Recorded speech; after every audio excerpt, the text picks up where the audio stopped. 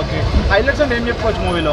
Last sentiment scene ఇంకా ఉన్నాయి చాలా. అంటే సెకండ్ హాఫ్ లాగ్ అన్నారు కదా, మీకు ఎలా అనిపించింది సెకండ్ హాఫ్?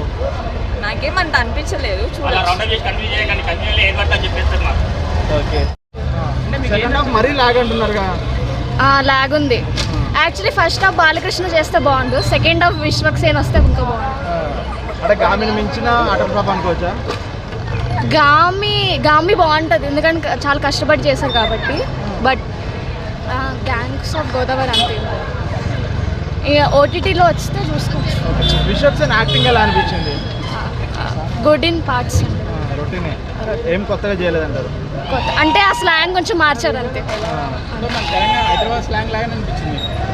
కొంచెం సిమిలర్ ఏదో ట్రై చేశారు, ఆయనకి కూడా తెలియదు తెలంగాణ. చాలా మంది చాలా బాగుంది విశ్వకన్ అయితే యాక్టింగ్. అంటే ఇంతకన్నా ముందు సినిమాతో పోల్చుకుంటే ఈ సినిమా అయితే చాలా బాగుంది అంటున్నారు అందరూ.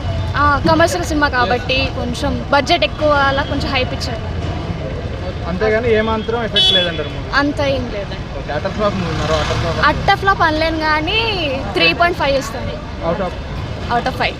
సడన్ ఫైట్లు ఉన్నాయి, చాలా బాగుంది. సెకండ్ హాఫ్ కొంచెం లాగ్ అనిపిస్తుంది, మీకు ఏమైనా లాగ్ అని అనిపిస్తుందా? ఓకే, మరీ లాగేం లేదు, నచ్చింది, బాగుంది. వాళ్ళిద్దరు ముగ్గురు కాంబినేషన్ ఎలా అనిపించింది?